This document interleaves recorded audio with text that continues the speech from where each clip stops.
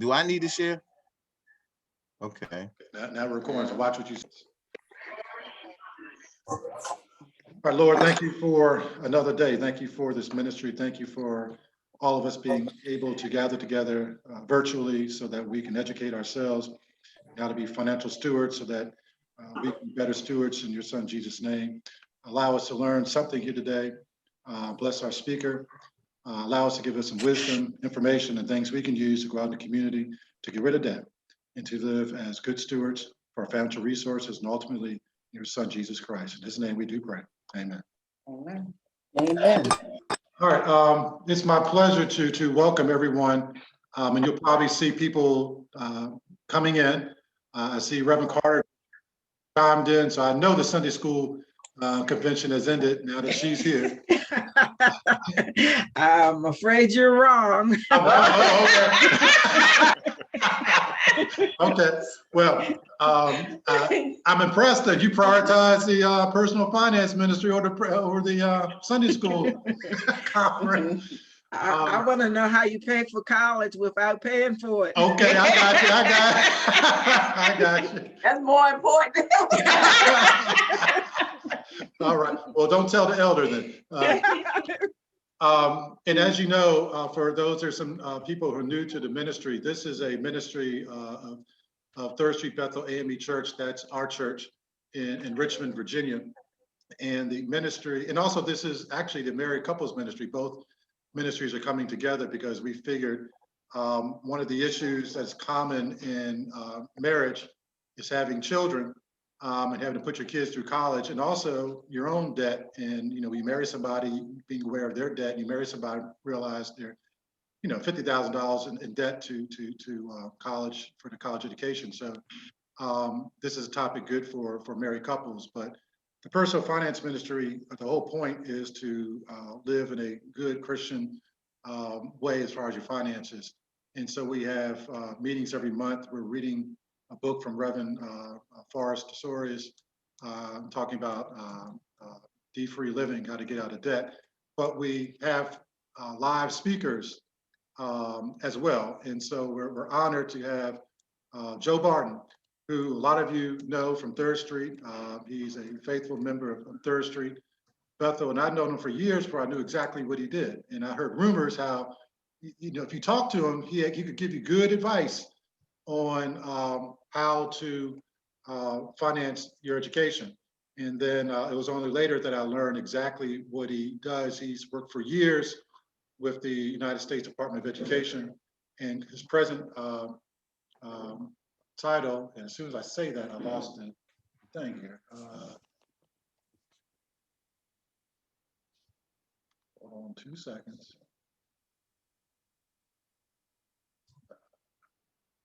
Joe? Okay. It's on one of these emails that I lost. I lost it as soon as I was going to say it.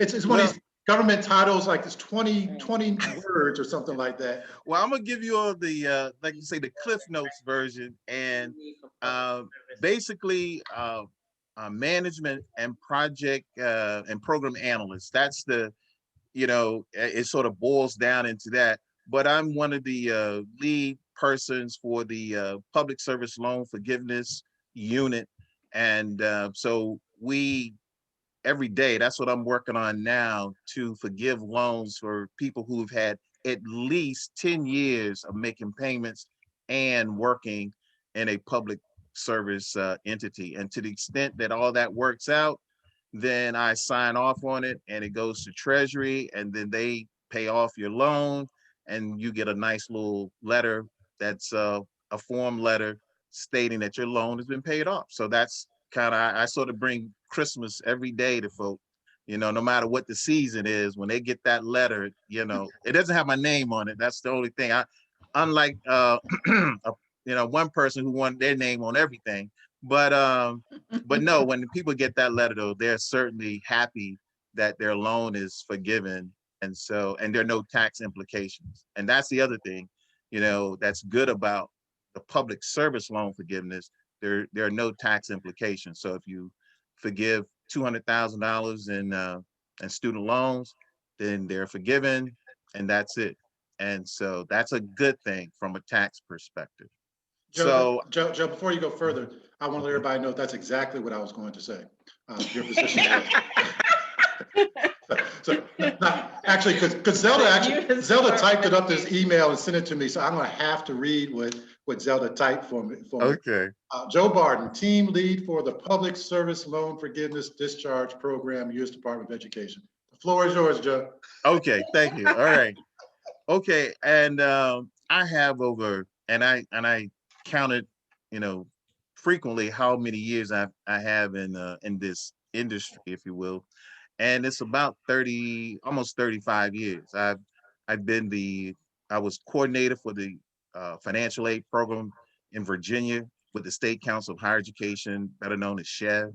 So I ran that program for a while, and I've worked with the Virginia Community College System. I ran their financial aid program that the state provided. So for all the community colleges, and I was kind of what you would call a super dean, because I had all the colleges from Northern Virginia Community College to way down in that corner of the state that nobody knows it exists, that those colleges as well. So I was from the mountains to the Atlantic, ensuring that students at community colleges receive financial aid. And then some people say I saw the light, and others say I went on the dark side. But then I went to work for Sallie Mae, and I worked for Sallie Mae for about 6 years. I worked for them for about 6 years, and ensuring that institutions got the loans that they could then provide to the students. And so, and then I also assisted individuals with their loans on the back end.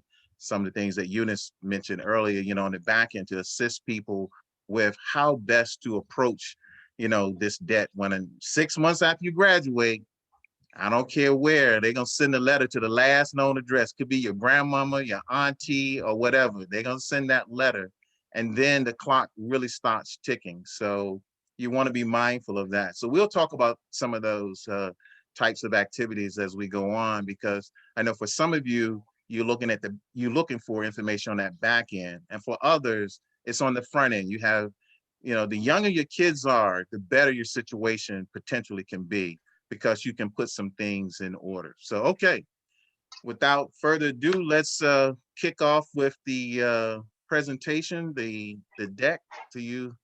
Let me see, do I need to share, or you guys gonna drive or pull it up? Let's see. Let's see what you guys have.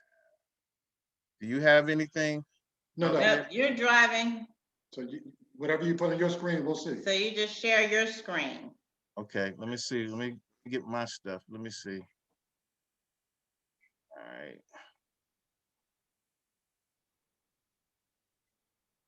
All right.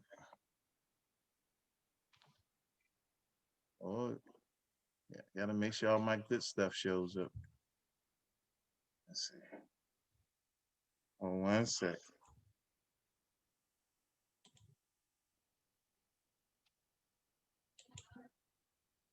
All right, where's my stuff?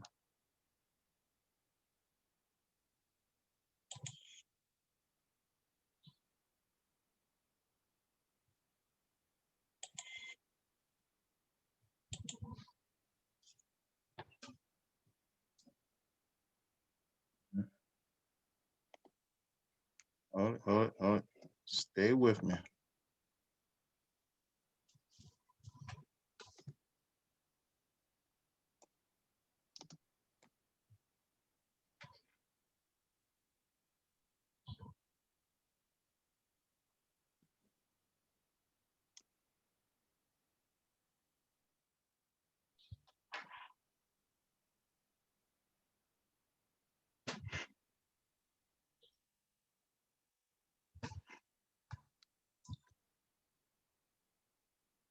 Okay.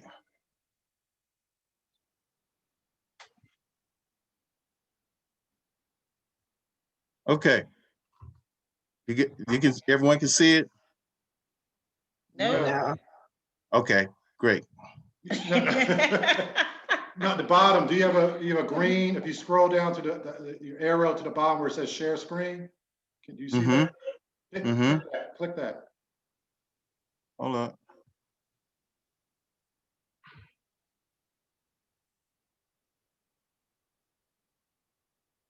It didn't. Uh-oh. Do you have a button? Now, hold on. Let me pull out of this. Let me see. Yeah, I had a button. Then when I pull up the presentation, the button went away. Hold up.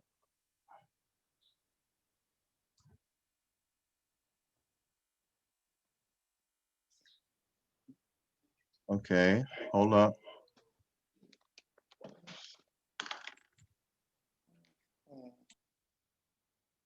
Okay. So is it showing now? No. Nope. Yeah, I hit share screen. All right. Hmm. Participant can share multiple participants. Well, Yeah, you're listed as host on the participant listing. Okay. Should be. And when I click on multiple, it doesn't, it's not. Why is that? Oh, wait a minute. There's a Joe Barton has started screen sharing. So yeah.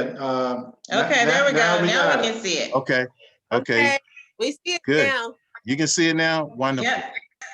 Okay. Yes. All right. Okay. You can see it. Yeah, Yes. we got it. All right. All right. In Okay. business. We're in business. Okay. So that's the first one. Okay. Here we go. The camera's closed. Okay. Today, you know, I have a little agenda here. So these are the 6 topics we're going to cover, and we're going to do it according to what you all want to know, because I can deep dive into any of this, but to the extent that everyone is okay, we'll just keep flowing.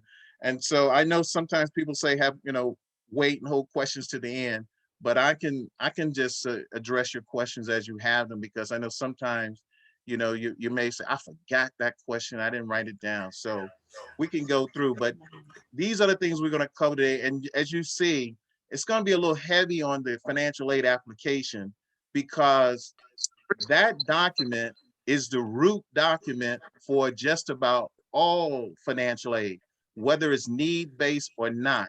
Most institutions and scholarship programs require that you complete the FAFSA, and that's the free application for federal student aid.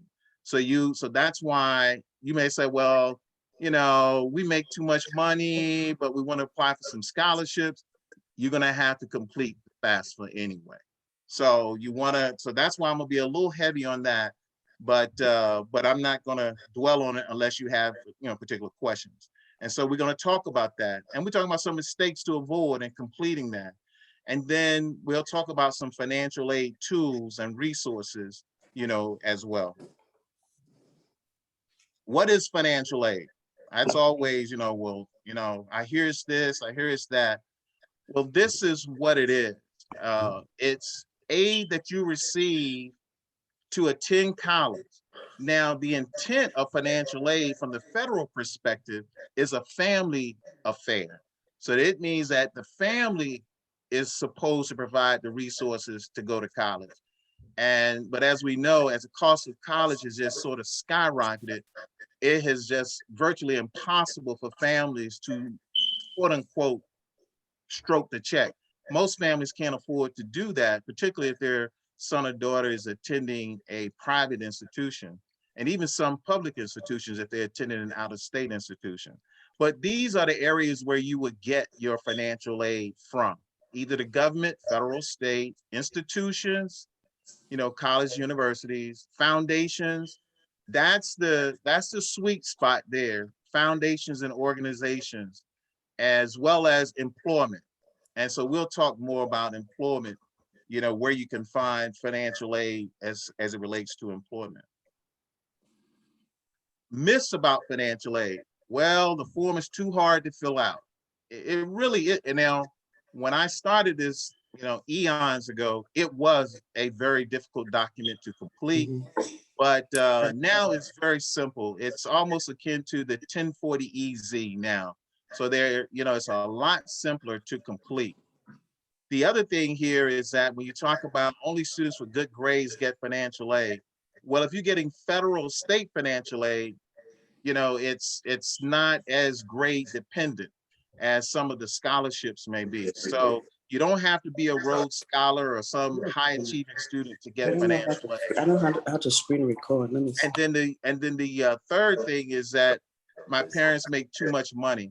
And as it states there is no cutoff as it relates to financial aid, particularly as it relates to student loans. Student loans are financial aid. Some people will say, "Oh, I want to get my financial aid," and but student loans are financial aid.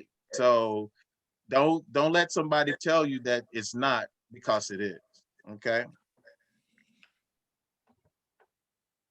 And what is the FAFSA form and what it offers? Well, as I said earlier, this is what you need to complete, because this determines what your quote unquote need is. Now, once a formula is determined, you may say, "Oh, those folks are crazy. I don't have that kind of money." They don't. Well, this is basically a rationing process. It's not a saying that, I got other bills, I have other responsibilities that are not taken into consideration. So it's basically a snapshot of your family situation, and the government makes a decision on whether you're going to be eligible for certain types of financial aid. So, and something that's important here, if you have an extenuating circumstance, and one could be such that you have these sometimes blended families, and so someone's divorce decree states that they're going to educate a child. Well, that doesn't show up in the financial aid document. But if that's a situation, then you need to be able to document that and provide the school with that information so they can make what's called a professional judgment to adjust for those situations. Or you could have extenuating medical bills that are not reflected in some of the financial aid. So you document that information, and then you provide it to the school, and the school would then, because once the determination or eligibility is determined, then the school is the driver at that point. That's why I'm mentioning the school. And I have a quick question about that. Okay, sure. When you say to send it over to the school, is there a specific way that you recommend doing so? Like, do we just send them an email, or? Well, because a lot of times you're talking about what I call privacy information, your information, I would contact the school first and ask them what is their appropriate way of submitting that information, and let them know what you're about to submit, because you don't want your information to sort of be out there without it being encrypted or protected in some kind of way. Okay, understood. Okay. There's another hand raised there. Yes, hi, this is Vanessa. For the FAFSA, I know that there is assistance for low-income families to complete it. For other families, is there assistance for completion? Yes, the thing with the FAFSA, let's say one of your kids is interested in a scholarship. Let's say, I would say the Gates Scholarship or the Jackie Robinson Scholarship. Those are two pretty prominent scholarships. They require students to complete a FAFSA. Now, some of their decision-making is not always limited to that, but they require that to be done. And then some universities and colleges require it, even if it's not the basis upon which they're going to issue the scholarship. Let's say if you're a presidential scholar at a particular institution, they still want you to do that, although it's not the basis for you getting that particular scholarship. Did I address your question? Well, are there entities that if you have a question or just want someone to kind of hold your hand to do it. I know you said it's pretty easy, but this is my first go round with it, with my daughter going to college and she's the eldest. So we're like help basically. Well, there are organizations that assist, some of them through, check with your son or daughter's high school. I know if they're in the city of Richmond, there's an organization called GRASP that will assist all the city students. And in the various counties, I would check with their guidance counselor to ask them what resources are available to assist. And then some schools, I mean, what I used to do, I used to host financial aid nights when I was working at it, because I was director of financial aid at Richard Bland College down in Petersburg. And when I would host financial aid nights, now all of those students weren't coming to Richard Bland, they were going to Virginia State, University of Virginia, and some even out of state, North Carolina, Chapel Hill, or even further. So I did provide that service for people in the local area. But some colleges do that by offering financial aid assistance for persons. And then there's something called the Virginia Association of Financial Aid Administrators, called VASPA. They also provide assistance. So you may want to look up that group. And then there's a group called SOAR, SOAR, in Virginia, that provide assistance for families to complete the financial aid documents. So there are resources available. If you, I know some family, I understand some people feel intimidated by the form. They go like, oh my gosh, it's like a tax return. It's, yeah, to the novice, it may be a little challenging, but with these other resources, they can assist you to get through it. Okay, any other questions? You're good? You're good, Vanessa? Hey, Joe, Yes, sir. Thank you. Yes. there's some questions in the chat. Do you want to take them up now? Or? Yeah, that's fine. That's fine. See, how to get loan forgiveness for current loan? What service entities are eligible? Did you want to wait till later to cover that topic, or? Yeah, let's hold that one. Okay, let me write it down though. I got it on the chat, so we can. Okay. How about another one? And Dr. Walker Harris had another question. What should you not do so that you're eligible for future loan forgiveness? I consolidated med school loans and am ineligible for public service loan forgiveness. I want to help my kids avoid this kind of circumstance. Do you want to say that for later or touch on that now? Well, okay, the loan forgiveness, you're absolutely correct. When you consolidated the loans, let's say you've been paying on those loans for several years, but when you consolidate, that's a new loan. I know you're saying, well, hold up, let's say each of those loans were $25,000 that you were paying on. Let's say you have, 4 of them.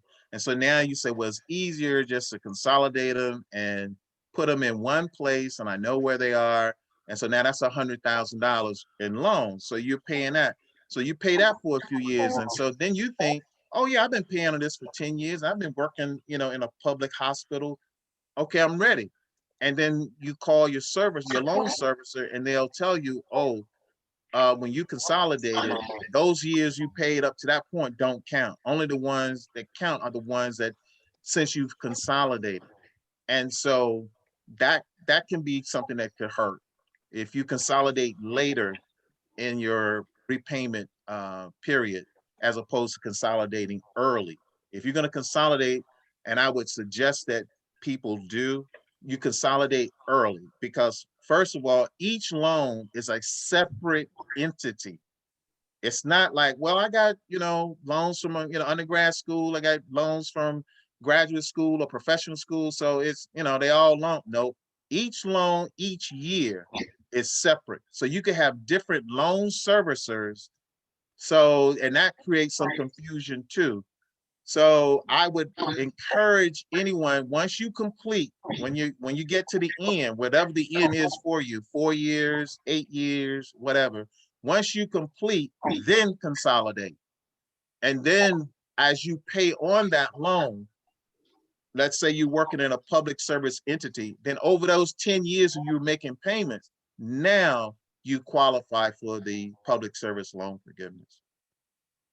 Okay. All right. Anything else, or we'll keep moving? Okay. Joe? Uh-huh. Yeah, I just had a tiny comment for Sister Walker about grass. They used to have grass at Huguenot where I was working, but when I worked at Brother Mitchum's school, I got to know the grass person a little bit, and he used to come every week. He was looking for students to help, and he would give them assignments to go back and complete this and complete that. And he would check with them each week to make sure it was filled out correctly. That's all I wanted to say. Yeah, And so Jonathan would know him, you know. Yeah. They're an excellent resource. Richmond Public Schools, that's an excellent resource that's underutilized by parents and students, unfortunately. But it's there. It's definitely there. And they do an excellent job. Yeah, I thought so too. Thanks. Thank you for bringing that up. Okay.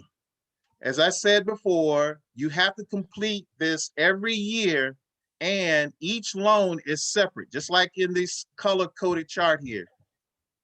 So you get a loan in year 1, you get a loan year 2, and we're talking undergraduate school for the most part here, 3 and 4.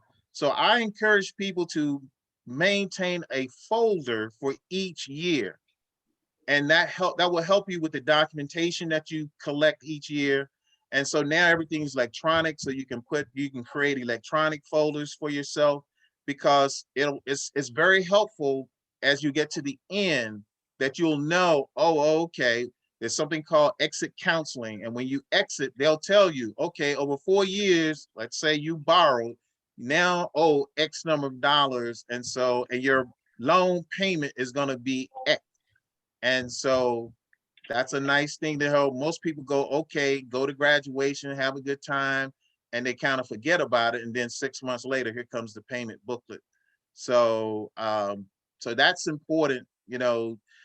Each year I suggest to parents and students that minimize, if you have to borrow, minimize your borrowing and look at your total amount you have to borrow.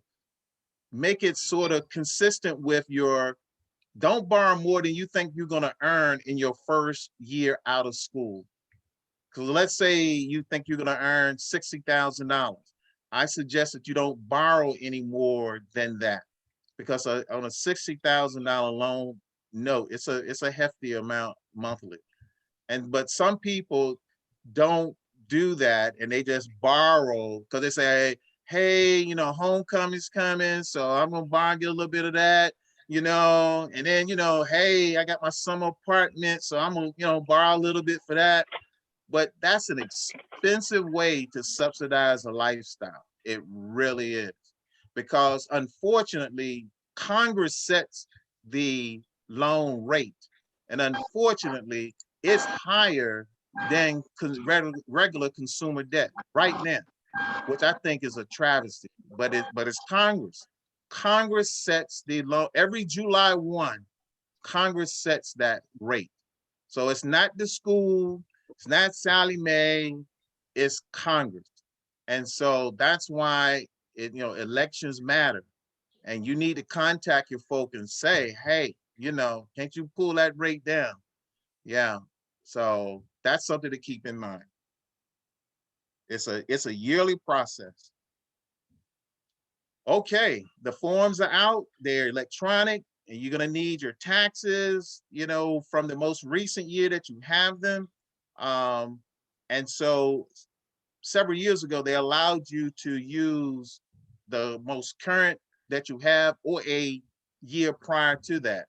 And so, but basically it's looking for your 2019 taxes. You get those done.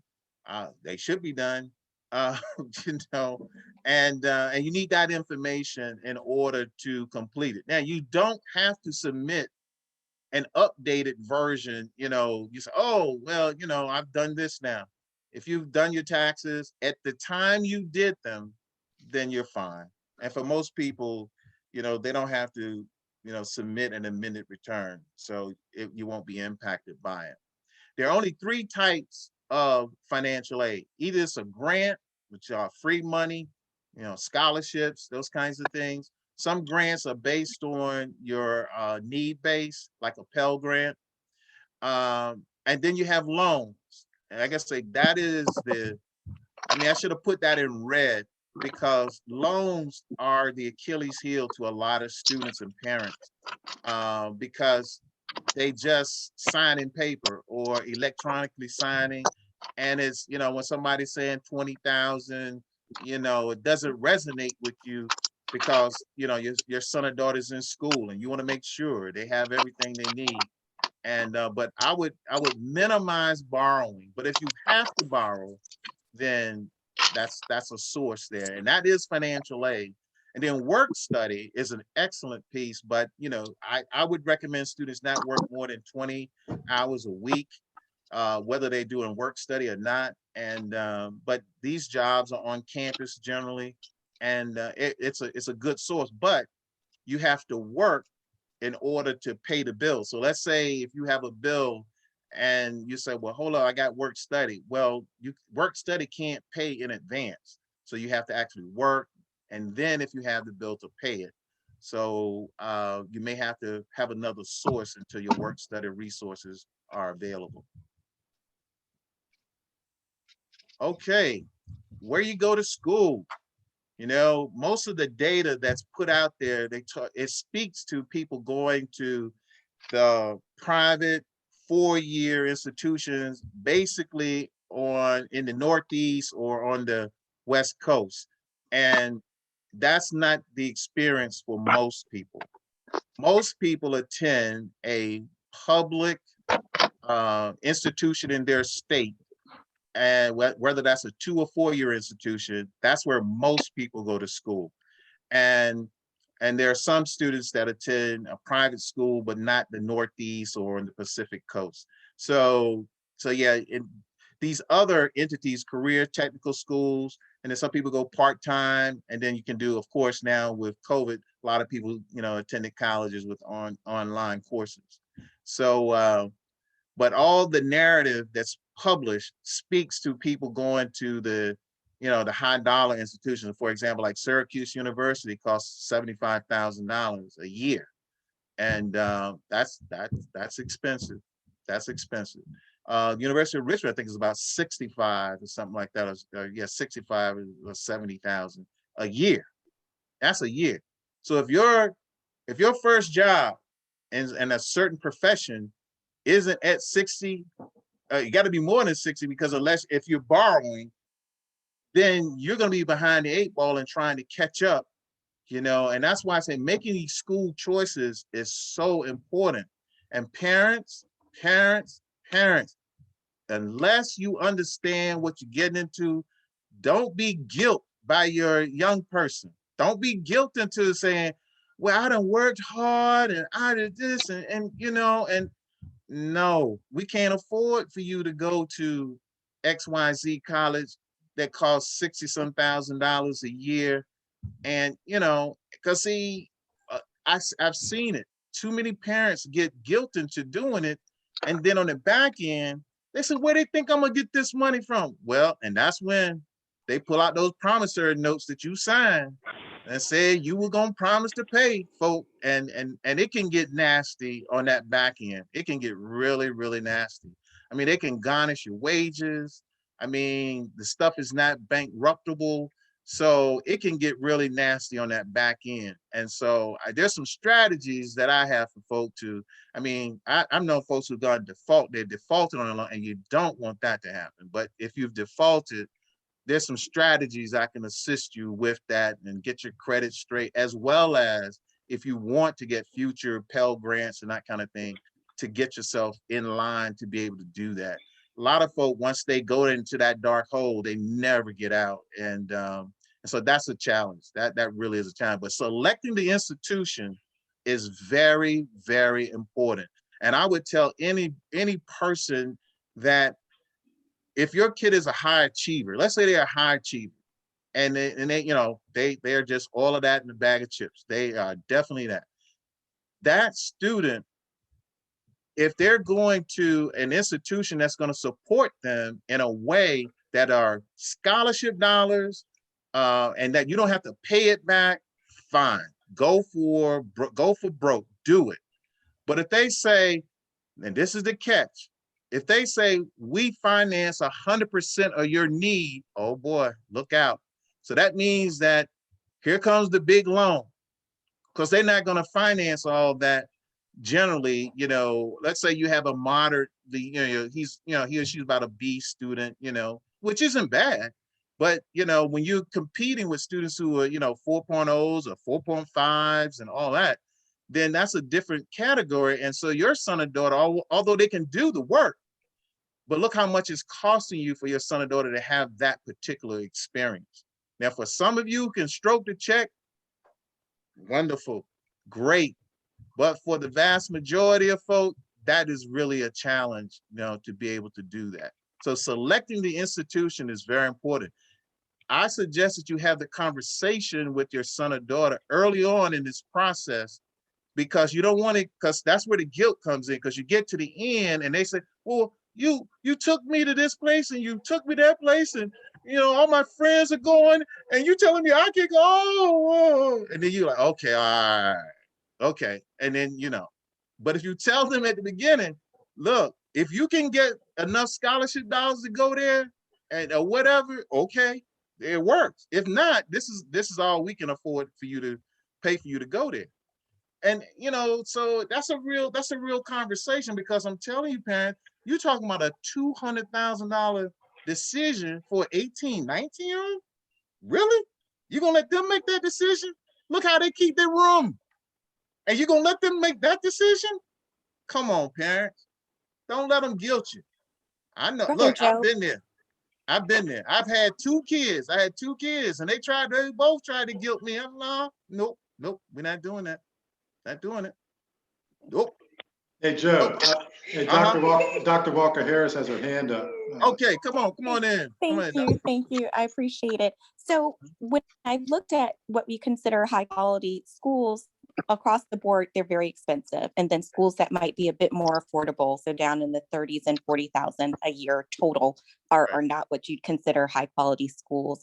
So I appreciate your advice about being realistic, setting the expectations, but how does that, what advice do you have about just choosing schools? So should we not be choosing so many schools that are in the 60s and 70s? I've been finding that's hard to do, because even the Virginia schools, even HBCUs like Spelman and Howard, who apparently don't give great financial aid, are pretty pricey.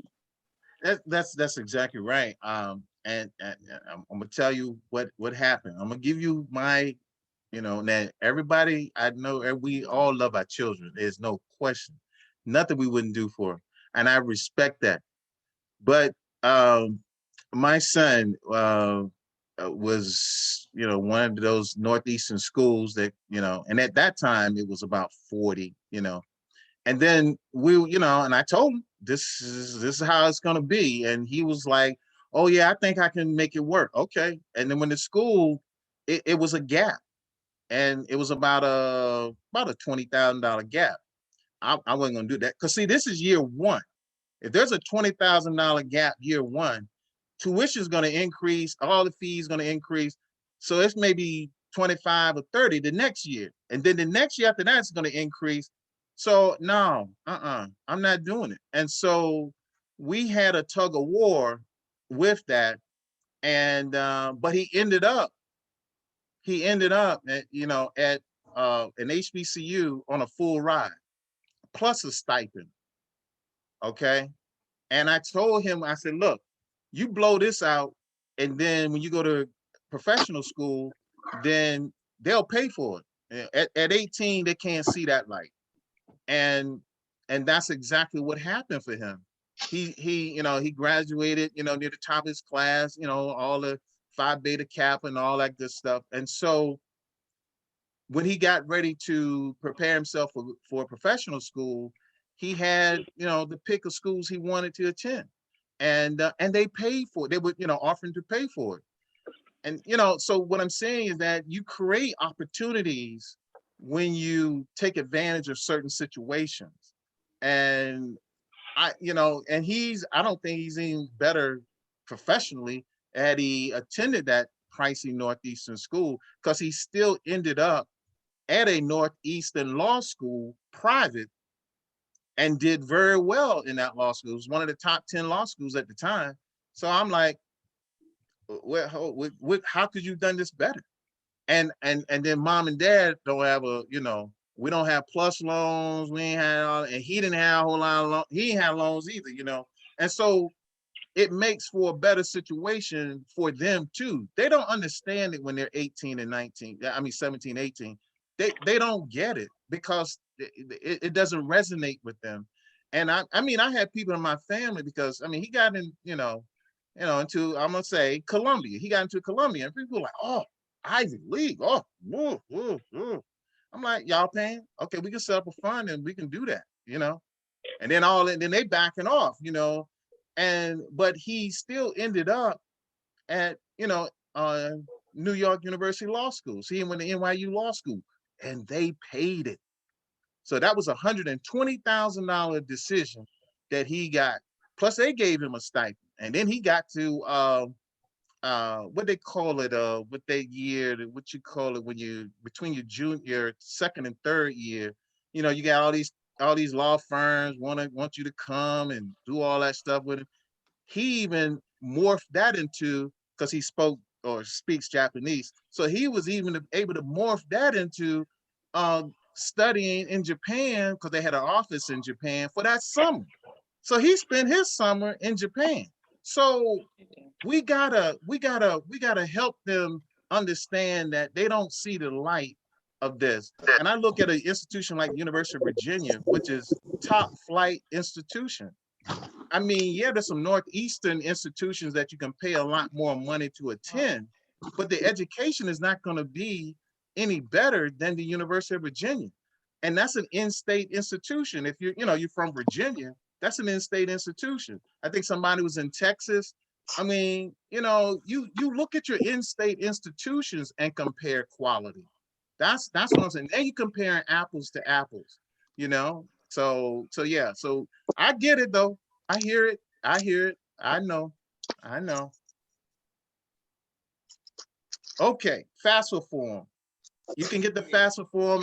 They got all kind of options for you to get it. It's so mobile now, and we've in cybersecurity, as you know, that's a real big thing right now. And this is at a level of security. They say that, you almost have to break through Fort Knox. It's a very expensive system that the Department of Education has applied to this, because it has your social security number, have your parents' social security numbers. So all of your private information is on this form. And so if someone gets that, they could really do some damage. And so we had to have a high level of security. But yeah, you can on your desktop or your phone. Hey, Joe. Yeah. There's some questions that popped up that kind of relate to each other. Asking about grad school, whether it's MBA, law school, do the applications apply to those as well? And there's also some questions about, can you go over paying for grad school part-time and federal loan allocation while working full-time? And would it be cheaper to attend grad school full-time versus working and going part-time? So you have questions about graduate school. Well, graduate school is always a challenge because the federal government says that we're committed to your undergraduate education for the most part. Graduate school, they say that's on you. And if you can get a scholarship, fine. If you don't, then you got to take out what they call, there's some direct loan, but most of you are gonna have to take out what's called a student plus loan. And so that will cover up to the cost of education. Now, just because it covers the cost of education doesn't mean you have to borrow all of that money. And again, borrow only what you need. Just because you can doesn't mean you should. So just borrow only what you need in order to get through that graduate program. Yeah, but there are some scholarships that are targeted to graduate schools. But you gotta put some sweat equity into those. They're hard to find, but they're out there. They're there. They're there. And so that's what I would encourage you to do.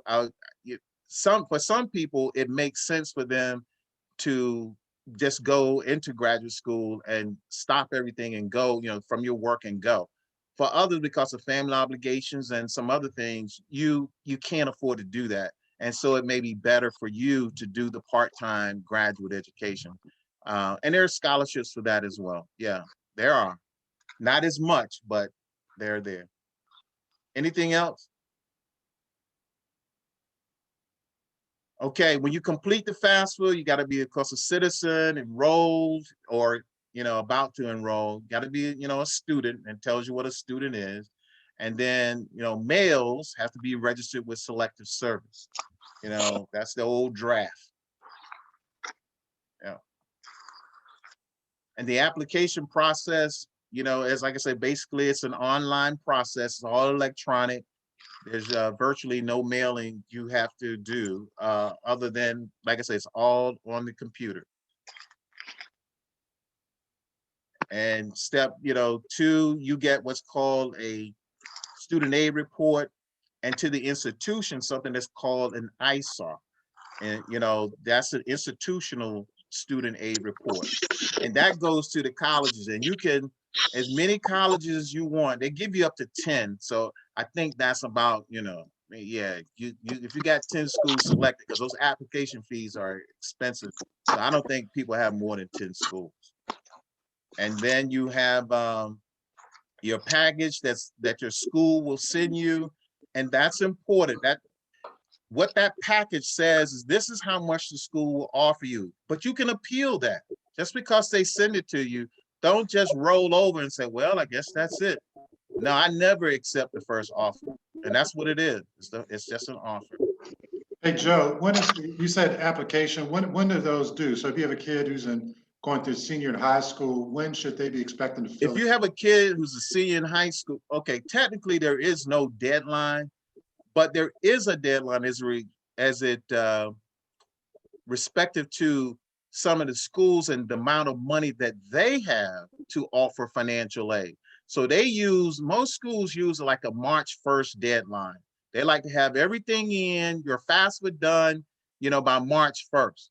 Now, if you say, well, we didn't do that, and we have a senior now, go ahead and do it, because there may be students who decide not to come, and then also they don't allocate all of the money, March 1st, but the bulk of it is allocated around March 1st. So that's the time. Yeah. But I would still apply right now. Get it done. Okay. When you receive your financial aid, once you get in school, your aid is then sent to your institution, whether that's a loan, whether that's a Pell Grant or state financial aid. It's sent once you actually attend. Now you apply with the intent, let's say, of attending a particular institution, but let's say you change your mind.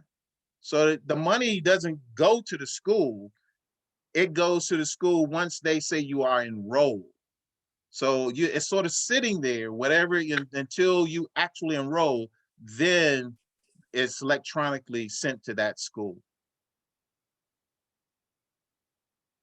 And how you calculate financial need, you look at the cost of attendance. That's tuition, books, supplies, computers, travel. All of that is included in the cost of attendance annually, an annual cost of attendance. And room and board, all of that is in cost of attendance. And you subtract out what's called the expected family contribution. And the expected family contribution is computed by how you complete your FAFSA. So that's how that number is determined.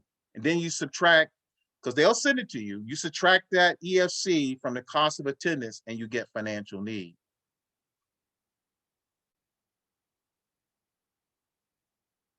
And some basic eligibility requirements, basically saying that you gotta be, a high school graduate, that kind of thing, social security number.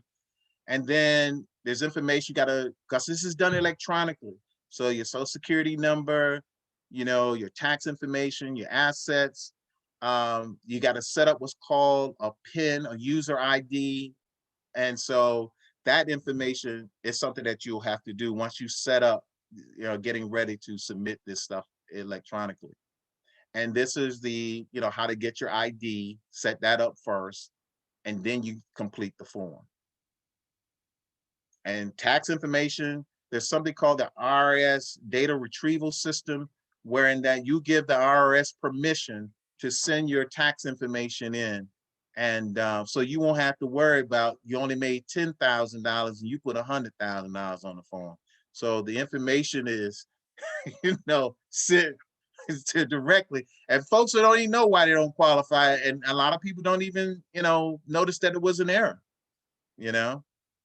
So Hey, Joe, I think most people be the other way around. They really made 100,000, but they're gonna put 10,000 down there. well, they'll catch that. They'll catch that. Trust and believe. And then, you know, a lot of discussion centers around independent student, dependent student, and then a lot of families try to say, well, look, he 18 now, so I'm done. I'm done. Well, the federal government doesn't look at 18. You may say that's it, but they'll catch you because they'll ask certain questions like, okay, do you have a car? Yeah, well, whose name is it in? It's in my dad's name. Oh, your dad's name. Oh, okay. Who's paying insurance? Oh, my dad. Oh, dad paying. Okay. Well, who's this? Who's that? So that's not an independent student. That's a dependent student. That's a dependent student. So unless you're 24, married, graduate student, professional student, those are the things there. Armed forces, veteran, orphan of the court, and you can't just say, "Yeah, I don't deal with them no more." You know, that's it. Well, where do they go when they're not in school? Oh, they come back to your house. Oh, okay, all right. So they have to be what's called an emancipated minor, and the only way, I mean, that's a heavy lift because you got to have somebody being able to swear that they know that your family situation is such that you are not there. You are not there. And so it's tough to get that. It's tough to get it, but it does happen because some families are a challenge in different ways. And so that does happen. Mistakes to avoid, you know, as I said earlier, this is a first come, first serve. So if you come to the table late, there's not going to be a whole lot left. And because as I said in that second bullet there is that, you know, states can run out of money early. And then deadlines. So many people just don't qualify because they missed the deadline.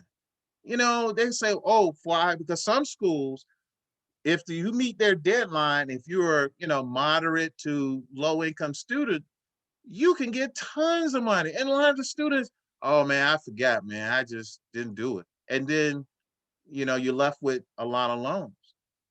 Yeah.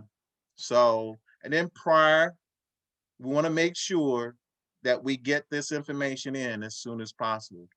And never pay to have your financial aid form completed. There are a lot of scams out there, a lot of scams.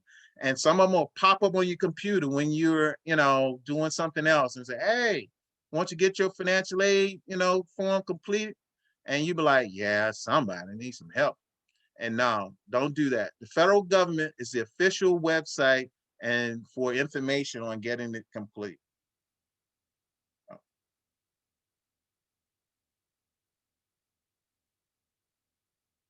Okay, number of family members in your household. You know, that's a question. Now we're talking about people who generally live there. Now, cause your cousin stay with your auntie, cause your brother stay with your auntie, then he's technically not in the household unless parents have filed that way. So you got to make sure that these are the people who are in the household. And the number of family members in college, that's important. Yes, and your net worth. You know, some people say, what do you ask for net worth? What's that about? Well, that's part of how the government determines your capacity to pay, not your willingness to pay, but your capacity to pay. And that differs from each family. That's why no two families that complete a FAFSA are the same. Do we have a hand up there? Is it a hand? Yes, it's Vanessa again. Okay, sure. So for blended families, how was that addressed on the FAFSA, or is it just filled out based on me, her mom, completing it? So I represent the kids who are in my house. Yeah, you represent the kids who are in your house. Then let's say you have a situation wherein that it doesn't adequately reflect that. You need to document that, contact the institution and say, hey, this is, I know that I completed the FAFSA this way, but my family is really this way. You know, let's say you have 5, you put 5 down, and then there's, and you say, but yeah, but I provide a significant support to another child, and you know, and so they're included in my tax return and that kind of thing, but they don't actually live here, you know, so there'll be some discussion, but if you can document that, then yeah, the school will be able to make what's called a professional judgment on that. Yeah. Thank you. And so that applies, say, if you claimed a child on 1 year and not on another year for your tax. Well, it's the year in which you apply for aid. It's the snapshot of that year. So if that year, if you didn't, then no. But if that year you did, then yes. Thank So you. like I say, this each year is separate. Okay, all right. Parent versus student information. A lot of times parents will assist the student with this, and they put in the student section all their information. So now they don't put down, they make $40,000 and all of this, and find out that it blows a hole in the thing, because now instead of the family having $40,000 in income, they got 80,000, because the parents now have put their stuff on their side correctly, but they put their information on the student side and messes things up. So yeah, and then there's a correction that has to be made, and normally that's done by working with the school. But because the school, you know, they're gonna say, oh well, you $80,000, well, you don't qualify, and that's why you gotta, you know, make sure that you put the correct information. Yeah, and all your social security numbers have to match up and that kind of thing. So it's important that you copy that information down. Don't select one school. Even if you say, you know, I always wanted to go there. My dad went there, my mom went there, my grandparents, everybody went to this school. And so I know I'm going there.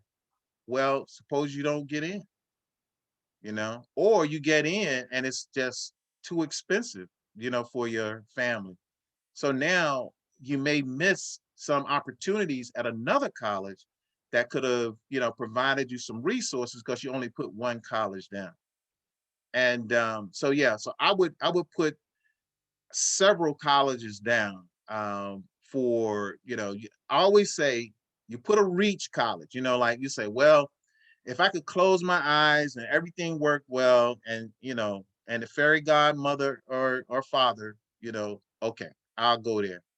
And then I would put, okay, what's kind of realistic in the type of institution I'm looking for.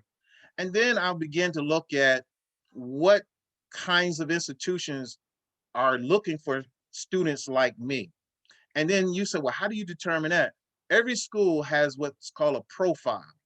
And you can go and look at not only the gender, the ethnicity, but you also can look at SAT profile. And you look at, if you're above the profile, let's say, you know, for an SAT score, you say, oh, wow, my score is much higher than their average. Then that means like you're good, because they're looking for you, because you're going to help them bring their average up. See, you gotta be, you know, intentional about this when, you know, and that's the way I approached it. But well, I had more information because knowing this stuff. But when my kids went to school, I was intentional in saying, hey, this is your average, this is where they are, and I think I'm helping you. Whoa, whoa. Some people say that's an arrogant move. No, it's not. No, it's not, because you're not gonna charge me any less. So no, this is about dollars and cents, baby. This is what we doing. So I look them straight in the eye and don't blink and tell them I'm helping you. I'll be able to bring your GPA up. And they, oh yeah, yeah. So what can we do? What can you put on the table? Yeah, you got to be hardball. You got to be hardball. But see, that's why you can't get into this late. I encourage parents to get into this early and work this. You got to work this. And then when you go into a school, you know, I'm not saying be dishonest now, but if this is where they really want to go, you got to work that. You can't just say, yeah, okay. No, you got to say, hey, this is their first choice. What can you do to assist our family to make this happen? Too often we feel embarrassed by saying that, well, you must can't afford to come here. No, that ain't it. I just don't want to pay that money. I don't want to pay this, what I call a quote unquote sticker price. I'm not paying sticker price. I'm not. I refuse to. And we didn't, you know, and my son and daughter both got professional degrees, you know, undergraduate, paid for the most part. They got, my son, I told you, went to NYU Law School, paid for. My daughter, she went to UC Berkeley, paid for. So what I'm saying is that it's doable. You know, I'm the living proof that it's doable, you know. Electronic Hey, signatures, Joe, uh-huh. before you move on, there's questions in the chat. Okay.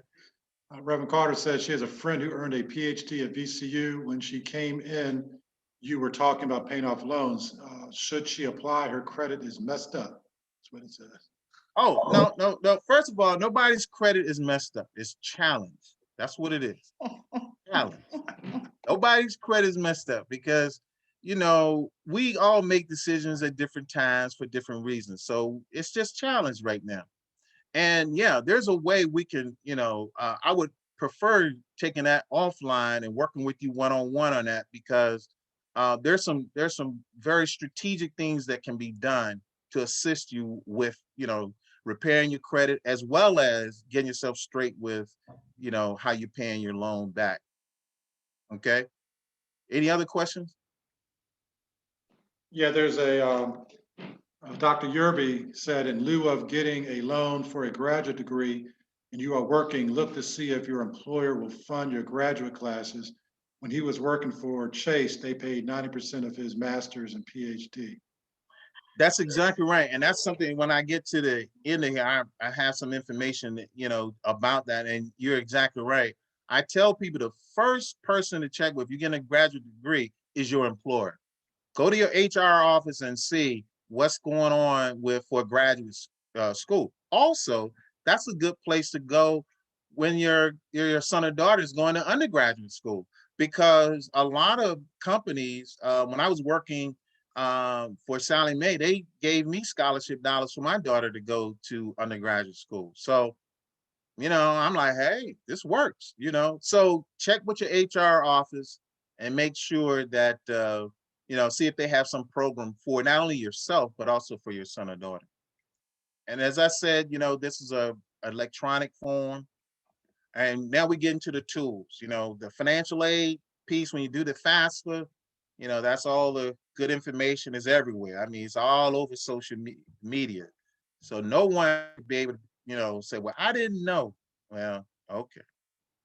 Now, other tools and resources. One tool that I suggest, whether you're pursuing an undergraduate degree or a professional degree of some sort, is Fast Web. And that's free, and it's and what it does, it looks at your profile, and so you can get scholarship information based on if you're, based on your ethnicity, gender, and age. It looks at all of that, and so that it can send you scholarships and interests, things that you're interested in, and so you get scholarships based on that. So it's a great resource, and it's free. I see someone's hand up there. Yes, Vanessa again. So FastWeb has a lot of scholarships that are like lottery or sweepstakes. Is it worth it to apply to those, or look for more of like name brand kind of scholarships out there? Yeah, and they have some of that I call filler. I guess that's how they keep it free. But no, I would say, basically stay to the time and true kinds of scholarships for different organizations. Those are the ones that are solid. They're solid. Yeah. I just want to mention this Ron Brown Scholar Program. In fact, the guy who runs it, used to work at UVA, and now he's Mike Mallory. I don't know if any of you all know him, but Mike is now, he's executive director of the Ron Brown Scholar Program. And this is an excellent program for basically for students of color, but they've branched it a little bit more now, but it's a wonderful program if you can get into that program. But it's one of those programs that require, uh, there's a need-based component to it, but there are some phenomenal students that have come through that program. I mean, whew, yeah. And the Gates Scholarship, this is a excellent scholarship program. In fact, this scholarship follows you through graduate school. So if you get selected, you can go all the way through graduate school. And I mean, it's an excellent scholarship program. And also it provides mentoring, which is important. So does Ron Brown. It provides mentoring. So they don't just give you money and leave you hanging, but they provide support, while you're receiving that through your educational experience. Corporate scholarships, those of you who have your phones and can look at them, I mean, you can just those are three right there that I named: Target, Walmart, Amazon. All you have to do is put Target scholarships, and boom, it'll tell you the dates and everything. These are the Target scholarship application dates. And for the most part, these are, just straight up scholarships, not need-based. Walmart. So and Walmart and Amazon both have these scholarship programs. So it's out there. You just, the phone. I mean, this thing, I was the last person to get one of these. I'm telling you, this smartphone. I mean, I had to be, I was a flip fanatic, and I just said, no, this is a waste of money, and this is your best tool right here, because you can take this, and like I just said, you put in Target. Anybody want to test me? Put in Target scholarships and see if it doesn't pop up, 2021, the deadlines, what you need to do. What I'm saying is that you can do that with any organization to see if they have scholarships, any organization. So, I know someone will test me, and so that's fine. I'm good, because I already checked it out. College scholarships.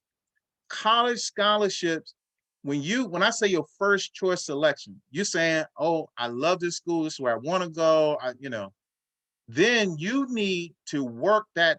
There's a person who's going to be assigned I would say, I call it, your account, but it's basically you're going to work with at that school. When you apply for financial aid, they're going to assign you somebody from the financial aid office. That needs to be your best buddy, because you need to say, how or what do you provide for students who look like me? And that's your profile, your gender, all of that, where you from. Some scholarships are offered based on regional situation. And so that's important. That's very, very important. So you want to be able to address that, and so you want to ask, not only because, they may control just the presidential scholarships, but let's say you want to major in nursing. Well, you need to call the nursing department and say, well, what scholarships do you offer? Because this is who I am, and I'm looking to come here. What scholarships do you have? And parents, I tell you, if you gotta go hard. You gotta go hard in talking to these institutions about your son or daughter.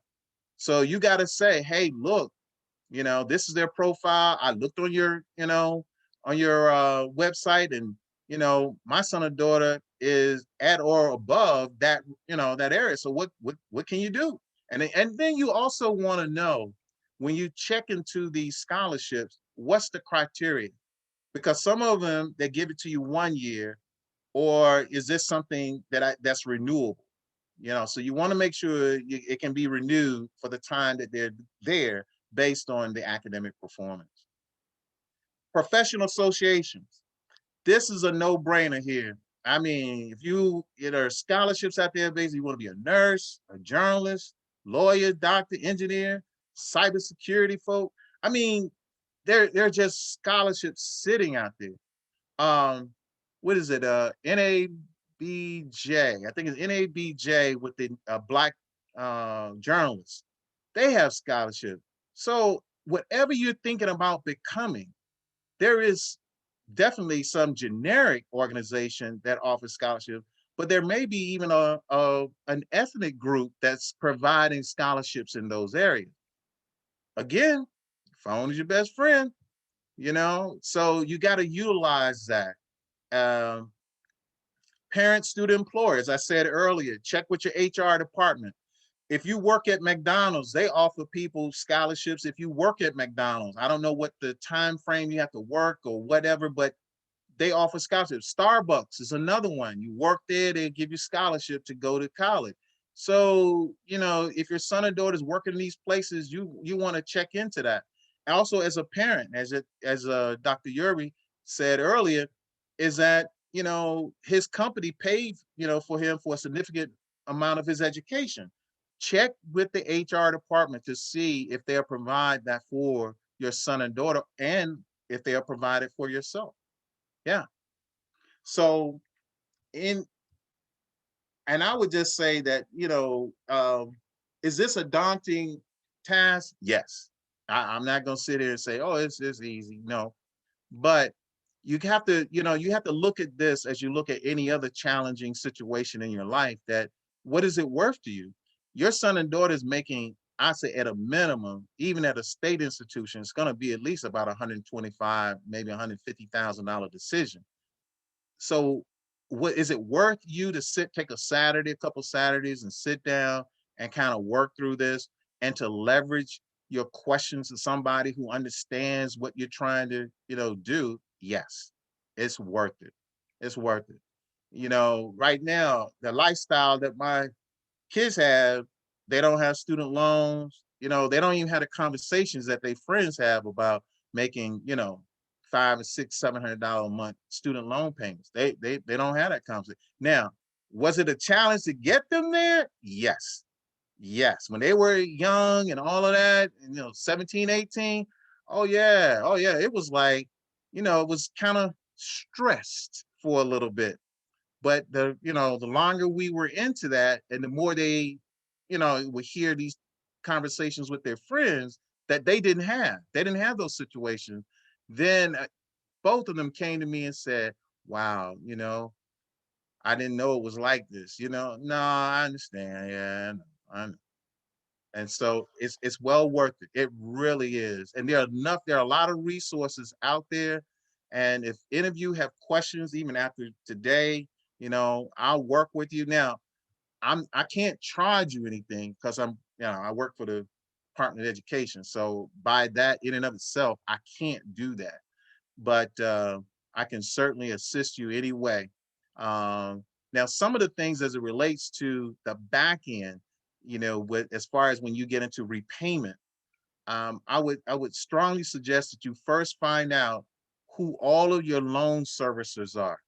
That can be Nailnet, it could be Sally Mae, it could be Granite State. So there are about 7 of them now that are out there, and then they move your loans around. So you may start out one place, and then they'll move your loans somewhere else, and so you got to keep track of your loans and where they are. And the other aspect is there's this thing called forbearance. And not to get too deep in the weeds here, but a forbearance is when you don't have to make a payment. That sounds good, but the backside to that is interest continues to accrue. And by that I mean, while you don't have to make a payment, the clock is still ticking on the interest that you have to pay. And then you can get up to 3 years of not having to make a payment. Well, if you don't make a payment for 3 years on these loan balances, it could cost you more in interest than you actually borrowed. And then the other thing that's cruel is that they'll take the interest and then now add that to your note. And now that's called capitalization. And so when they add that to your note, now you're like, oh my gosh, this is like, I didn't know. Yeah. Yeah, yeah. So I would tell anyone, and particularly right now, during this period where all student loans from the federal government are on hold, basically. The government is paying your interest right now on your loans. Most people just look at it as a holiday, like, cool, you know how to make a payment. All right. You should be making payments because now every dollar you would send to your loan servicer goes directly to the principal. Every dollar. That doesn't happen. Now, when this thing comes off at the end of September, yeah, then the clock will start ticking again. So right now, if you owe, let's say $35,000, and okay, when it stopped back in March of last year, when it stopped and you owe $35,000, if you continue to make a payment, and you can make a payment of any size since you don't have to make a payment because the government is taking care of everything, for that period, everything's on hold and the government's paying your interest. So that means every dollar that you would send to the government about that loan, every dollar would go to your principal. So for now, you're talking about you would have had over a year that you would have paid on your loan, and every dollar would have gone to the principal. But 95%, I think the statistics are, just didn't make a payment at all. I couldn't afford nothing. I just couldn't afford nothing. Okay. All right. There are some that I understand. They lost their job, they got severely cut back. I do understand that. But there are a lot of folk who did all right doing this, you know, they were okay, but they just looked at that as a holiday. I don't have to make any payments. So like I say, some of the strategies, and like I said, if you just sent $30 on that, I mean, 30 whole dollars went to that principal, as opposed to when your regular payment, you may have to pay $300 or $400, and maybe a half to more of it goes towards the interest. So sometimes we got to be intentional about how we approach some of these situations, and but some of it we just don't know the implications of them, and I understand that. So be leery of a forbearance, because yes, it stops payments, but the interest continues to accrue. The only way it doesn't accrue is on some of your loans if you get into a deferment, and you always want a deferment, because on your subsidized loans, the deferment means that the government pays your interest.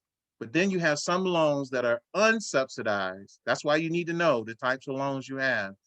On your unsubsidized loan, even though you have a deferment, interest still accrues on that. Yeah.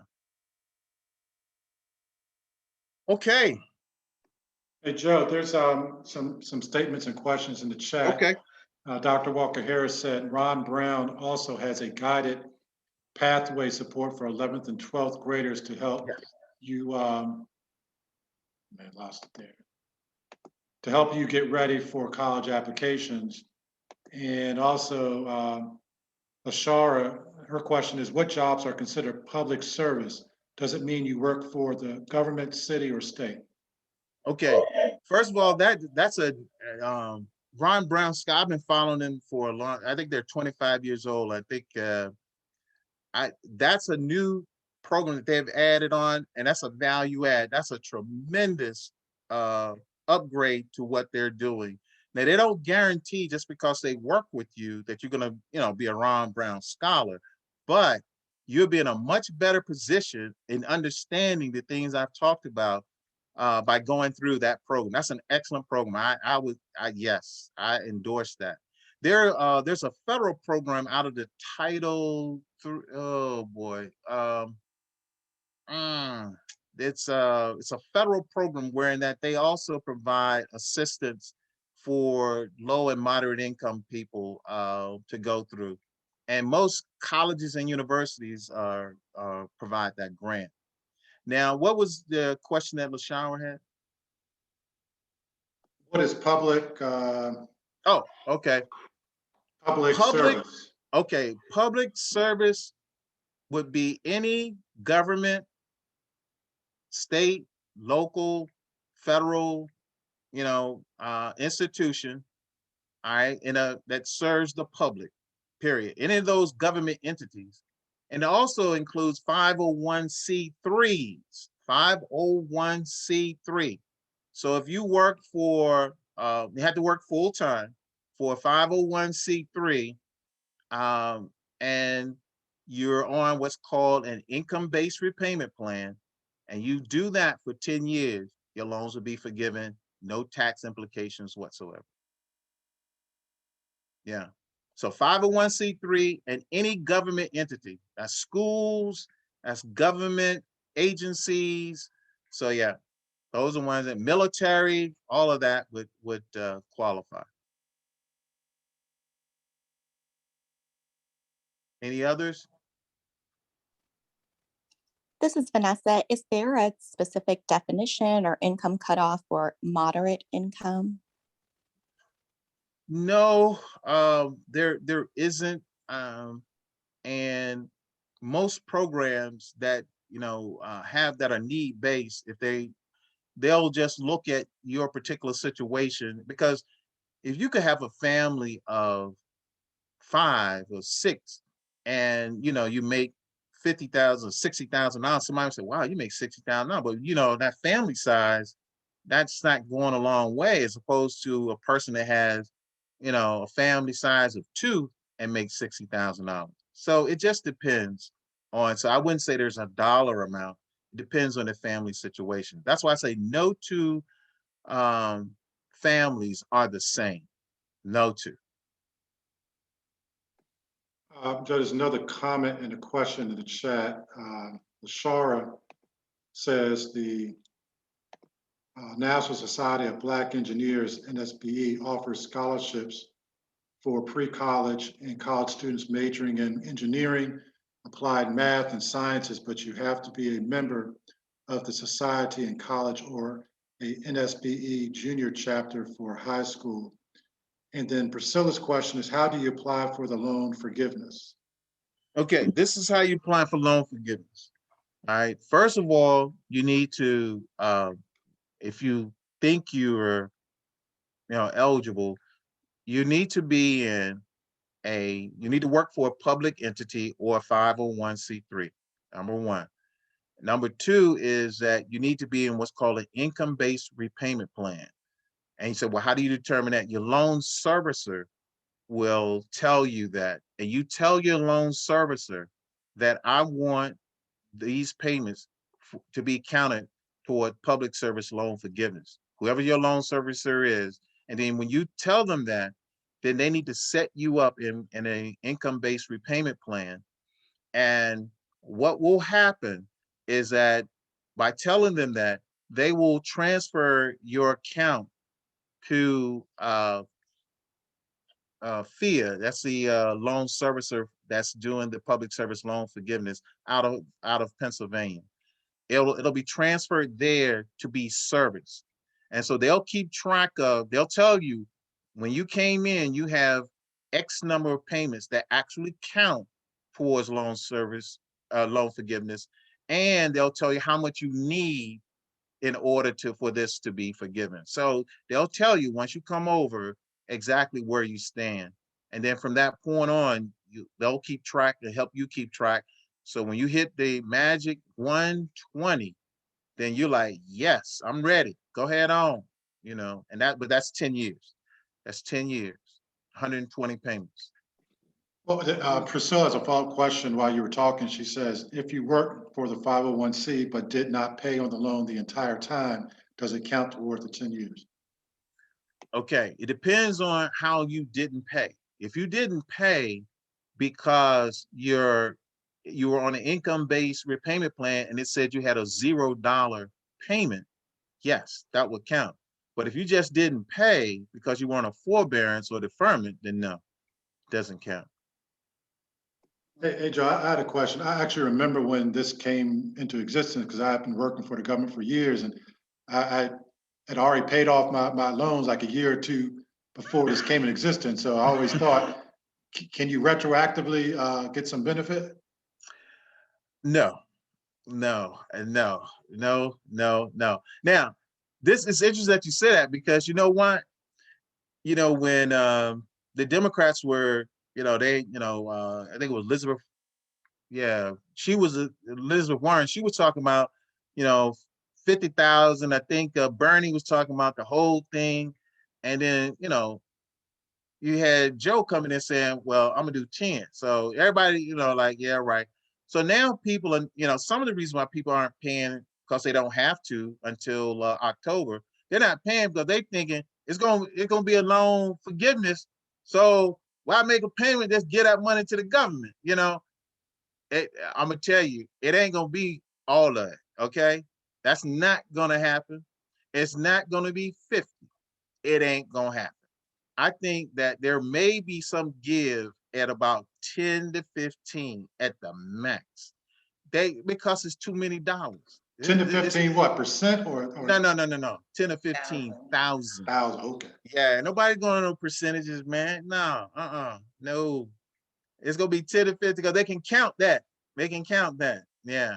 And it's gonna be more like that. Now, the vast majority of students of color who have delinquencies are students who have loans less than $20,000. Yeah. Yep. And they're garnishing their pay and their credit all toe up. Well, I'm sorry, it's challenged. And so it's hurting them. And that's the group. If we're talking about trying to target that, then that's the group that's my political editorial here. That's the group we should target because they're paying more for their cell phones. They're paying more to rent an apartment. They're paying more. They got to go down to the car guy that's on the corner with the slick talk because they don't have, their credit is so challenged. They can't go to a dealership or, some other kind of place to get a vehicle because their credit is challenged. So, yeah. So my thing is, I think there is a group that should be taken care of, but it's not good because you have what you call moral suasion. And basically all that means that when people say, well, hey, you know, they did it before, they do it again. And people will be reckless and going, and saying, okay, they forgave loans then. Why you can't forgive loans 5 years from now? Why you can't forgive loans again? So that's why I think it's going to be closer to somewhere 10 to 15. Yeah. Okay, there's one other question, statement. Matilda says loan forgiveness does not apply to Parent Plus loans. That's right. And then, so I can't see the name on this. Priscilla, she says, Joe Barton, can you meet with my daughter about this loan forgiveness when she returns to the U.S.? She's in China. She's in China. That's our niece. So Sure. No problem. I mean, like I said, we'll, and in fact, you can share, my number with folk, and I have no problem with that. I for those of you who can, take it down, I can give it to you now, but it's 804-972-1970. So you guys, I mean, like I said, you can call me and, we can talk about it and I can give you some strategies. And it is doable. Yeah, these things are made to be cumbersome because then that means fewer people qualify. I mean, it's a rationing process, and so that's where we end up, unfortunately. But it is doable. It is doable. There's scholarship dollars out there. You got to hunt a little bit, but like I say, your phone is your friend. And there are a lot of opportunities out there. The deadlines, and then some of these require that you have to write an essay. I know, Randy and I, we have that tug of war about why they always got to write. Well, that's where a lot of these organizations they say, you got to put some skin in the game. And then also don't forget, I failed to mention that, unions also, if you're a parent, you belong to a union, that's an excellent opportunity to get scholarship dollars.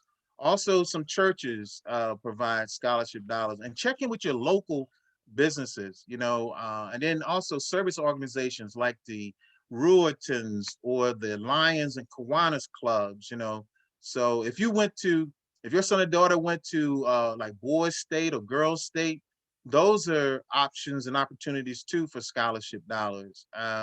If they were in the Boy Scouts, Girl Scouts, they offer scholarships, So don't leave no stone unturned as far as what you've been affiliated with, or or others who are affiliated, like fraternities and sororities. A lot of them offer scholarship dollars. So there are a lot of opportunities, but it does take some sweat equity. It really does. It And really Joe, does. talk about, 'cause what you were mentioning, we were talking about the AME scholarship that, our church, the district level and the conference level, they have scholarships specifically available. And I remember my kids were going through the process. They were begging people because, like a lot of scholarships out there, they had more money than people were applying for. They just could not get the kids to write the essays. I know. And Yeah. we had that conversation about millennials, or they're not even millennials, what's the teenagers now? Gen X. Gen X's. I mean, ask them to write an essay is like, They don't write essays. that's not what they do. And they don't apply for these scholarships. And if you applied for one of these AME church scholarships, if you belong to AME church, you will get it. And they're like, Yep. 2,500, 4,000, it's something like that. The money is there. Yeah, and that's the thing. See, some folks self-select. They look at it and go, look, when I came out of high school, I knew I wasn't going to Harvard. So why am I going to send them money? And I know I'm not going. For them to send me a letter and say, you're not coming to Harvard, Mr. Barton. Thank you very much. Okay. All right. So unfortunately, a lot of people do that with these scholarships. We self-select. As soon as they see, it's an essay, it's like kryptonite to Superman. It's like, oh no, can't do that. This is what I suggest. Get an essay and just make it just tight. And then when you have these organizations, most of them are going to ask you to provide the essay or write on a topic that you like. Now you got one essay, and some of it you have to, adjust it to fit what they ask you. But you got one solid essay that can be used in multiple venues. So I just tell people that don't think you got to write 50 essays. No, I wouldn't do that either. But if you got with your English teacher or someone you have a lot of confidence in their ability to write well, to sort of edit what you put together, yes, that's what I would do. That's the way. Donna wrote in the chat, she said, great information, Joe. Don't turn away from applying for low amount scholarships. You may get $500 from one organization, but you can get 10 more awards of $500 from other organizations. It all adds up. And that, what she said reminds me, I know when Vanessa, her freshman orientation, they had a speaker who graduated from George Mason not too many years previously. And he said that he did it doing exactly that. Every year he had an extra course. So if he had 5 classes he'd taken a semester, he really had 6. He said his 6th class was applying for organizations. And once he had a essay down pat, yes, whatever essay was coming up, and he put time into it every week, sent them out. And he said that when he graduated, he had maybe like $1,500 left to pay, and he got some job and just paid that off by the summertime, and he was done. And he paid for college that way, all 4 years.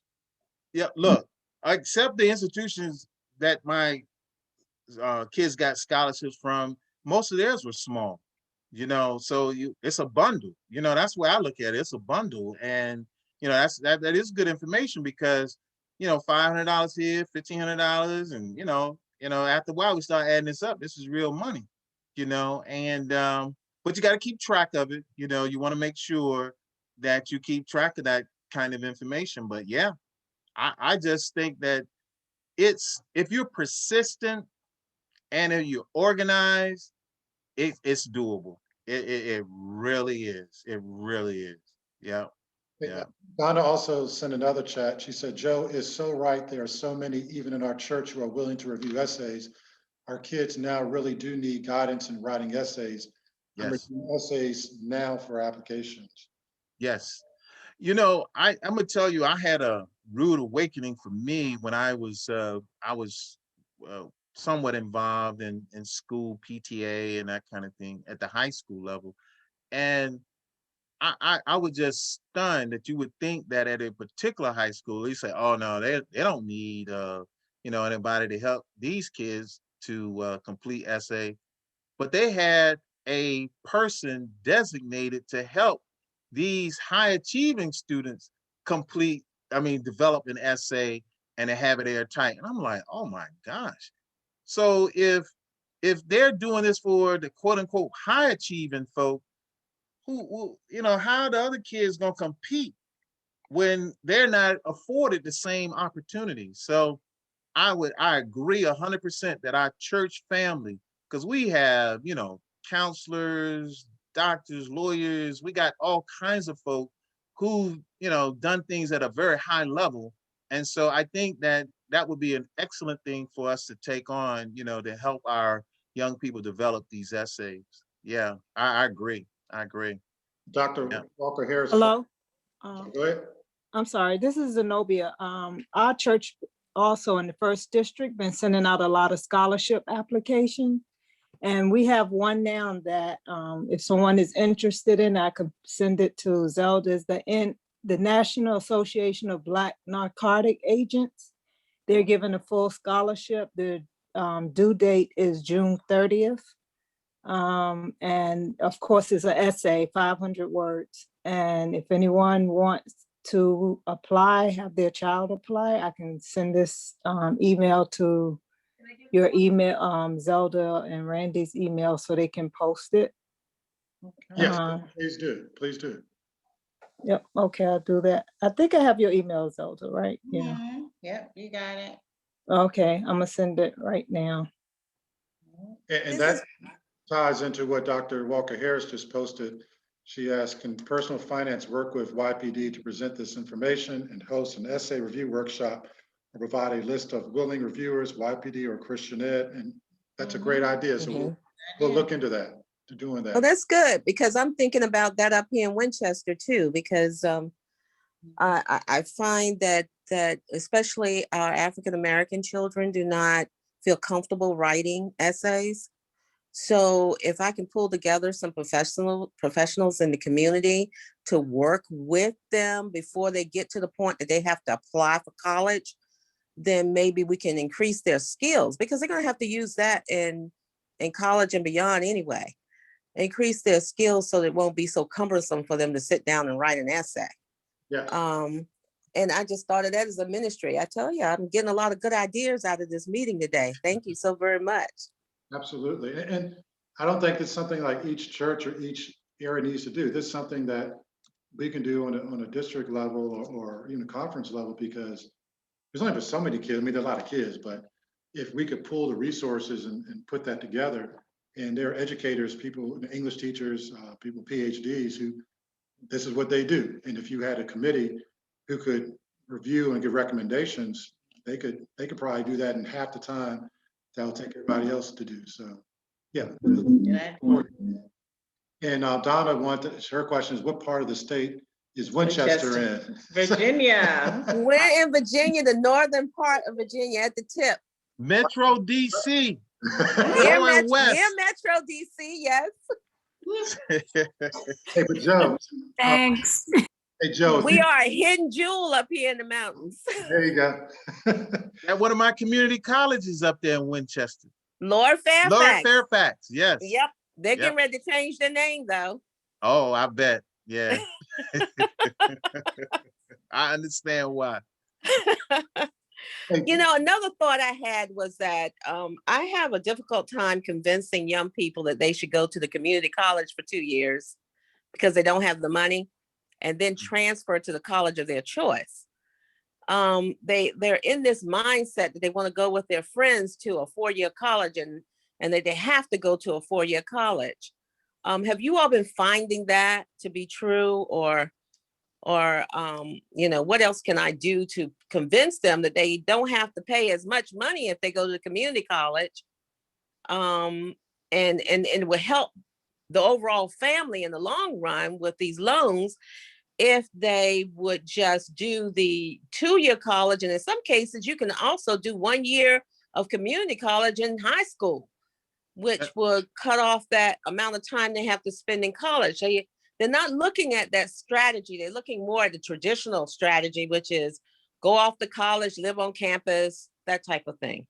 Well, one of the things you mentioned is that, let's say 2 years, there are what you call, and I know you're familiar with it, it's called the articulation agreement. And those agreements are with every 4-year school in Virginia. So, you take a student completing the, let's say in biology, and so they take the prerequisites there at the community college, saves them a lot of money.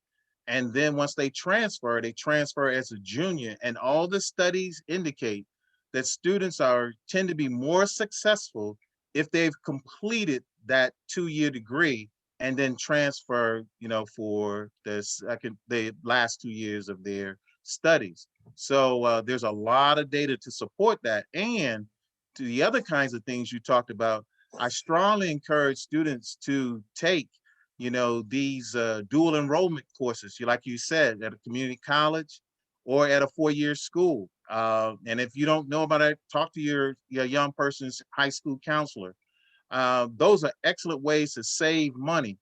IB, AP classes, the International Baccalaureate and Advanced Placement classes. You take these classes and you score high on the exams and you can get college credit. And both of my kids did those. One did the IB and the other one did AP, but they had enough credits when they went to school. They were sophomores. So they went and studied abroad and did some other things and had a great time and still graduated in 4 years.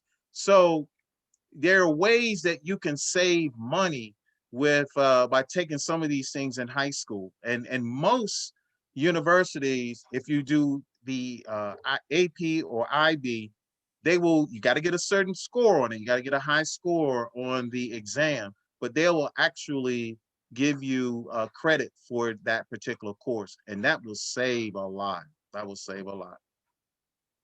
Hey, Joe, can you also talk about with our kids, we went through the Deltas and AKAs have their meetings or yes, organize a college fair. And there's a lot of good schools that. Oh, yeah, both of those, boy, I'm gonna tell you, you talking about a hidden gem. Both of those programs are like, my goodness, they offer students like scholarships on the spot, right there on the spot. Like, okay, this your credit, you bring your transcript and all your stuff, and they look at it and go like, oh, this your test scores, your what you're taking, on the spot. You're getting folks getting offers on the spot. So those are just wonderful programs that are put on by both of those organizations. And that's not to say that I'm not knocking anybody else. I'm just saying I'm well aware of both of those programs and they're excellent. They are excellent. We found it useful that they didn't go, our kids receive offers right there on the spot, as you said, scholarships. They didn't follow through. They chose to go to other schools and actually got money to go to some other schools. But it was great because it was in the fall and you knew they were going somewhere. That's right. You go through the whole application process, there's like 20, 30 schools there. The deans are there, or the people yes. who are authorized to give you acceptance letters, to yes. you don't have to worry about writing essays. They just say, here you are, here's how much money I want to give you. And I know the Deltas, they actually had a cowbell. So every time somebody got a scholarship, they would say, Norfolk State University gave so-and-so and so-and-so $85,000 in scholarships. They'll ring the bell. I mean, I thought it was great. Both of those programs are great. I tell you, I'm not, like I said, I have actually attended the one that the Deltas had. It was at I think Houghton Middle School or Elementary School, and I was so impressed with that. I was like, good night. I was like, whoa. So I mean, but the AK one is good too. I've heard very positive things about that. And to some, I've even heard that people kind of bus folk in and all that kind of stuff, so those are the kinds of activities, people, if you're working in, your community and whatever, and you say, well, why reinvent the wheel? If something is already in place and it's good, unless you can do that in your community, just put them on a bus or a van and drive them on to Richmond or whatever, because like I said, those are great programs, both of those. Yeah. Donna, Yeah, hi. I just wanted to reiterate with Joe. I know our program is Infinite Scholars. Yeah, And it's an Infinite Scholars, and Joe, you know this, is actually an organization that Delta partners with. Right. And they put on these fairs all over the country, actually. And of course, hopefully we can have an in-person fair this year. I'm not sure. But usually the AKA HBCU fair is the last Saturday in September, and we generally are the first October We're back to back, and both are excellent. The AKA College Fair is HBCUs, and they have grown. Oh my God, they've really grown over the last few years. And of course, Infinite Scholars, is really big as well. So, look out for that. And we normally put all the information goes to the guidance counselors at the schools, and we try to put it out at the churches as well. Yeah, I agree. Both of those. And again, I don't know why the information doesn't. That place should be standing room on when the door open. There should be people, you can't even get in there. It's that's the thing. I just It usually is. Well, but I still think it should still be more, because there's some kids that I know could benefit from this thing, and I don't know. I just. If we had, and look, I love athletics. I mean, I was, I'm a weekend warrior, and I'm about to get that up. But, if we had the same fervor for our academics that we have for our athletics, I'm just, it just be so, just phenomenal. I mean, really. And then I just wish we had a little bit of that, and the way we, and I know, because I've been to the Delta one, and I know they send stuff to the media. I know they do. What I'm saying, but let Arangelo shoot somebody. Oh yeah, they got TV network, everybody running to it. But if Arangelo is getting a scholarship full ride, who knows about it? You know what I mean? And I'm saying, this is the kind of stuff that we got to, and me too. I wrote a letter one year, and I don't know where it went to. I sent it to 3 networks. I ain't never heard nothing back. But these are the things that we need to make folk accountable on, and saying, yeah, you ready to go when it bleeds, it leads, but here's students doing phenomenal things. And here's an organization that are doing just tremendous work. And you can't even get like 20 seconds, So I think we have a lot of work to do, in our communities, and, with organizations and with the media and all, but we just still got to keep working. We just still got to keep working. And, so that's one of the reasons why when, we invite you on a regular basis to give your presentation. And we're trying to do this around this time because graduations are in everybody's mind right now. People are thinking about it, and we think it's a timely subject. Hopefully that will help. Also, Dr. Walker Harris said we should include these events in the church newsletter and email blast to Christian Ed and YPD. And yeah, we should be doing that. Yeah. Ideally, I know with the missionaries, our church gives scholarships every year. Our got scholarships, and they graduated. That's right. It should be all part of the same package. That should just be out there. Yeah, you're exactly right. So like I said, we just got, we got more work to do. And but I really appreciate this forum to provide this information, because while we think everyone is getting it or understand it. That's not the case. And then I'm hearing it 4 years later that, you know, it didn't work, or I don't understand, or help me out here. And so, yeah. So I like I said, I do provide assistance to help people on the other end who are challenged, because the worst thing can happen, you go off to school and you don't complete, and now you got this loan piece and you didn't complete, so you don't have the paper, and now you have this debt.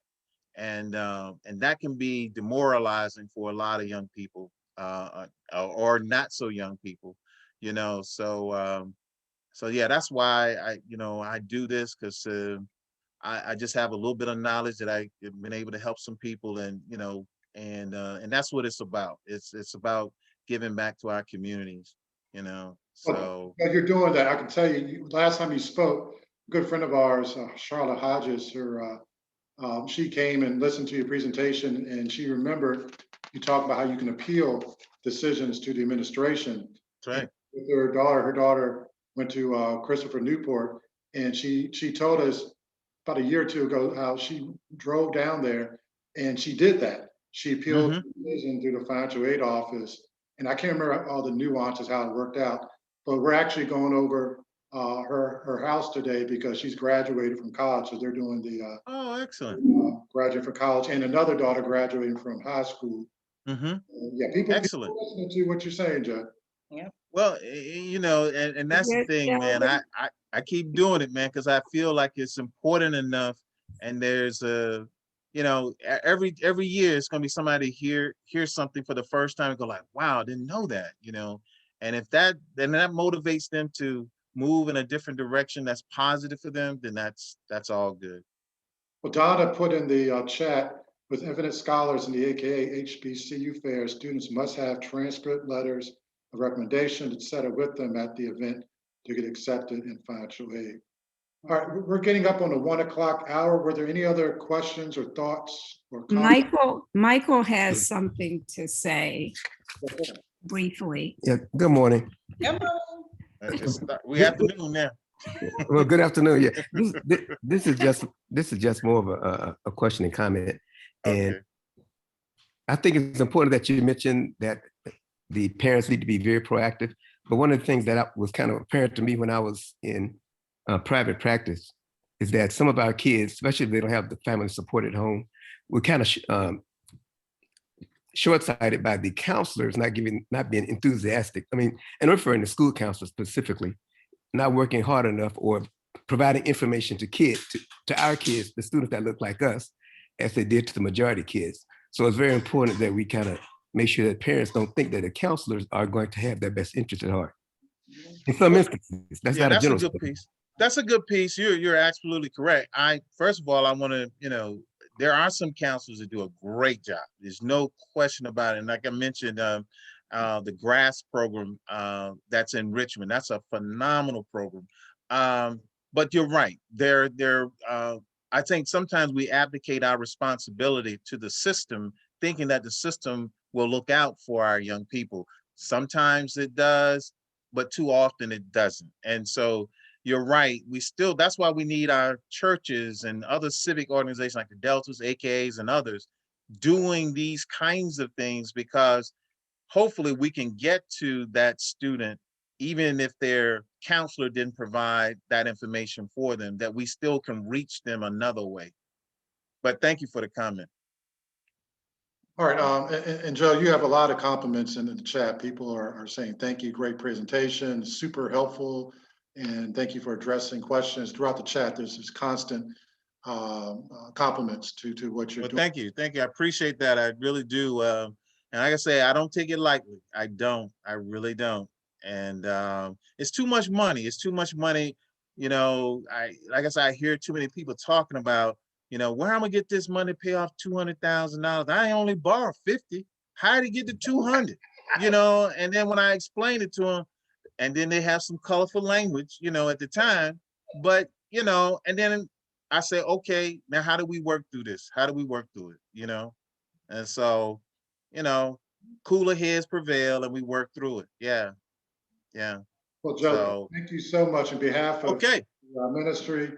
I know we can call on you in the future to give another excellent presentation, and you know, whenever somebody speaks to us, we're going to follow up and give you a nice little gift. So our token of our be more than a token, but appreciation for. Well, thank you. And we'll get that to you. We just send that through the mail, or somebody get it to you these days. Right. Just to remind everybody, we meet monthly, and our next meeting for the personal finance ministry will be Saturday, July 17th at 11 a.m. It'll be by Zoom, and we're going to pick up with chapter 7 on Reverend Dr. DeForest B. Sori's Jr.'s book, Say Yes to No Debt, 12 Steps to Financial Freedom. We've covered the first 6 chapters. We're on chapter 7, so we'll pick up with that. Also, because we have married couples here and this is a joint meeting, we're going to pick up in July.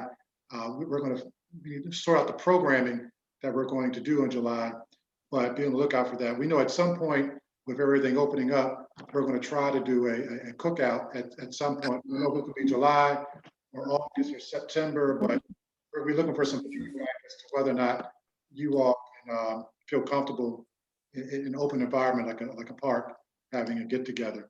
So be on the lookout for our next meeting on that. All right, if all minds are clear, we're going to close in prayer. Lord, thank you again for this meeting. Thank you for our speaker. Thank you for this ministry. Thank you for the technology that allows us to meet virtually, to do online what we cannot do in person. Allow something that was said to be ingrained in our brains so that we can go out and live as Christian stewards and spread the word of your son, Jesus Christ, and be ministers to people who need to be ministered to. It's in his name that we do pray. Amen. Amen. Amen. Amen. Take care.